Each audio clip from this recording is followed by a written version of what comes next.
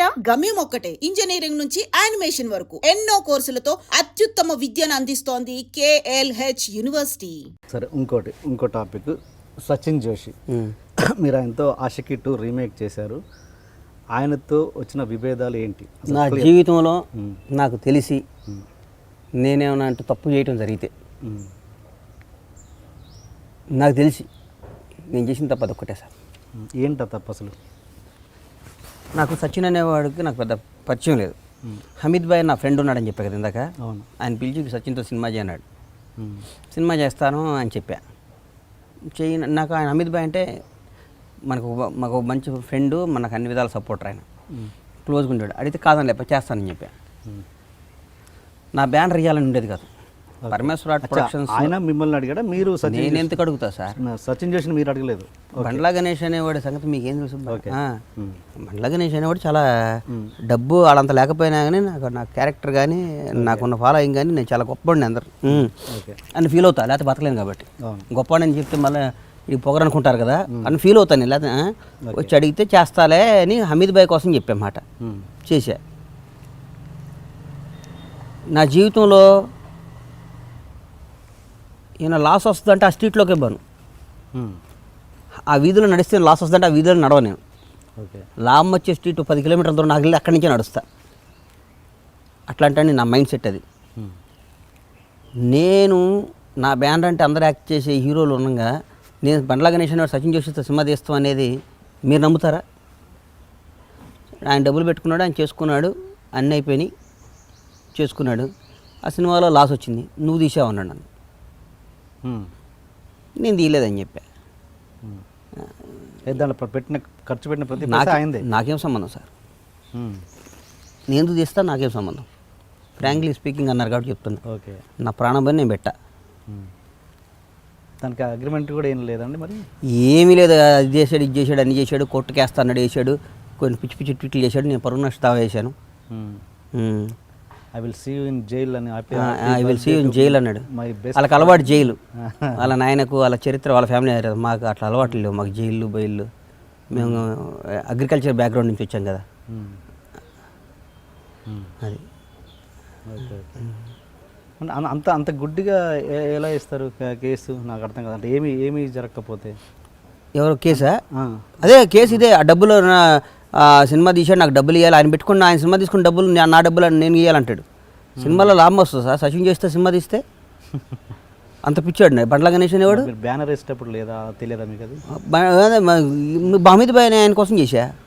అరే మనకి నిలబడ్డాడు, ఆయనకి మనం నిలబడాలని వేసాం. ఓకే అంటే ఒక సందర్భంలో ఆయన నయీంతో చెప్పించి నయీంతో కూడా డబ్బులు వసూలు చేయించాడు అన్నది సునీల్ జోషి నయీం గ్యాంగ్. అసలు నయీం విషయంలో ఇన్వాల్వ్ కాలేదు. నేను నా సంగతి మీకు తెలియదు సార్. ఇంకా మాది మేము పుట్టి పెరిగింది ఇక్కడ కాబట్టి ఈ కథ వాళ్ళందరూ పాపం ఎక్కడి నుంచి వచ్చి ఇక్కడికి వచ్చి సినిమాలు తీసేవాళ్ళు కదా. మాది ఇక్కడే కాబట్టి బండ్ల గణేష్ రెండో యాంగిలే మీకు ఎవరికి తెలియదు. నాకు నయీంలు భయములు నడవదు సార్. నాకు చెప్పండి మీ అదర్ యాంగిల్. మాకు నయీంలు భయములు నడవదు. మాకు ఎవడైనా మేము శాసిస్తాం. మా ఊర్లో మా మీద ఈగ వాలదు. మా మీద ఈగ వాలదు. చెప్పండి మీ నెగిటివ్ షేడ్. నెగిటివ్ షేడ్ మా మీద ఈగ వాలదు అంతే. మమ్మల్ని ఎవరేం చేయలేరు. మమ్మల్ని ఎవరు ఏమీ చేయలేరు అంతే. బండ్ల గణేష్ని ఎవరు టచ్ చేయలేరు. ఓన్లీ షాద్ నగర్లోనా? ఎక్కడైనా హైదరాబాద్ కానీ ఎవరైనా మమ్మల్ని టచ్ చేయలేరు అంతే. కష్టం. అంటే ఏంటి నమ్మకం? అంటే నమ్మకం నాకున్న సర్కిల్ అట్లాంటిది. అంటే చెడు చేసినా ఎవరేం చేయరనా? ఎట్లా మంచి నేను ఎవరిని చెడు చేయను. నా జోలికి వచ్చినా కూడా నన్ను నా మీద ఏగ వాడటానికి కూడా భయపడద్దు. అది నా బ్యాక్గ్రౌండ్. నా మీద ఏగ వాళ్ళతో కూడా అంతే. నాకు నమ్మకం అది. నేను కూడా ఏం చేయలేడు సార్ నన్ను. ఏమని అనుకుంటూ ఊరికే రూమ్లో కూర్చొని ఇప్పుడు అందరినీ చెట్టుకి పుల్లనా అని చిన్నప్పుడు చెప్పేది కదా, అందరిని ద్రాక్ష పండు పుల్లనా అట్లా ఈడది అని చెప్పుకోవాల్సిందే. మీకు అర్థమైంది సార్? తిట్టుకోవాల్సిందే నన్ను ఫేస్గా నన్ను ఎవరు ఏం చేయలేరు. నా స్థాయి నా స్టామినా అది. అంటే మీరు audio function function success meet అతను బిఫోర్ ఫంక్షన్లో మీరు మాట్లాడారు. ఆ వీడియో కూడా ఉంది. ఏమన్నారంటే దాంట్లో నాకు సచిన్ లాంటి గొప్ప మిత్రుడు దొరకడం నా అదృష్టం. అతనికి ఈ సినిమా నేను హిట్ ఇస్తాను, ఖచ్చితంగా హిట్ ఇవ్వడమే నా బాధ్యత అని చెప్పారు మీరు. అంటే అంత గొప్పగా మాట్లాడిన మీకు రాత్రికి రాత్రి ఎట్లా లెక్కలు మారిపోతాయి? లెక్కలు మారిపోయినాయి అంటే సార్ ఆడియో ఫంక్షన్లో సచిన్ అనేవాడు నిజంగానే ఆగో ఇంటర్వ్యూలో నీ ఫ్రెండ్ ఎవరా అంటే హిందీలో షారుఖ్ ఖాన్, తెలుగులో బండ్లా గణేష్ అని ఇచ్చాడు ఓకే. సచిన్ కూడా. నాకు సచిన్ మీద కూడా నాకు 6 సినిమా రిలీజ్ అయ్యే వరకు కూడా మన అడిగి ఎట్ల కొట్ల పాపం సినిమా అంటే ఫ్యాషను చేద్దావాలని ఉండేది.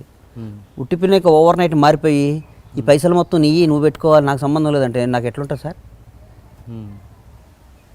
నేను రూపాయి కష్టపడి దాచుకొని నేను వచ్చినండి, నాకేం అవసరం సార్ సచిన్ జోషితో సినిమా తీయాల్సిన అవసరం? ఓకే. అదొక కారణమా ఆయన బెదిరింపుల వల్ల? అంటే మీరు ఏ హీరో సినిమా తీసినా రిలీజ్ కానివ్వను సంథింగ్ అట్లాంటి ఏదో వార్నింగ్స్ ఇచ్చాడు ఆయన, అలాంటి నోటీసులు పంపించాడు ఏదో, అదొక కారణమా మీ గ్యాప్ రావడానికి? అసలు మీరు నన్ను చాలా తక్కువ అంచనా వేసుకుంటున్నట్టు అన్నారు గారు. నేనే చాలా తక్కువ అంచనా వేయట్లేదు, నా అనుమానాలు క్లియర్ చేసుకుంటాను అంతే, అంచనాలు కాదు. మీరు తక్కువ అంచనా వేసారు అంతే నన్ను. మీరు ఏమనుకుంటున్నారు సార్ బండ్లా అంటే? ఏమనుకుంటున్నారు అసలు మీరు? అంచనాలు కాదు, అనుమానాలు మాత్రమే.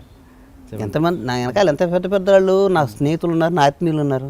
మీరు ఢిల్లీకి ఈ ఇష్యూ విషయంలోనే ఒక మినిస్టర్ని కలవడానికి రెగ్యులర్గా వెళ్తున్నారు అన్నది అది కూడా వాస్తవం? అసలు కాదు, నేను లగడపాటి రాజగోపాల్ గారి ఫ్రెండ్స్ బాగా. లగడపాటి రాజగోపాల్ గారిని అవును. యూపీలో మేము పౌల్ట్రీ పెడుతున్నాం. యూపీలో ఓకే. సఫాయి అనే విలేజ్ పౌల్ట్రీ పెడుతున్నా, అటుకి వెళ్తుంటా అంతే. ఓకే. వెళ్ళినప్పుడల్లా ఢిల్లీలో ఉంటా కాబట్టి అక్కడ మార్నింగ్ అందరం కలుస్తుంటాను. నాకు అంతేగాని ఈ ఇష్యూని కలవడానికి ఢిల్లీ దాకా పోయే పని సార్, షాద్నగర్లో కూర్చొని పిలిపించుకుంటాను. నాకు ఢిల్లీ అవన్నీ మాటలు. ఓకే.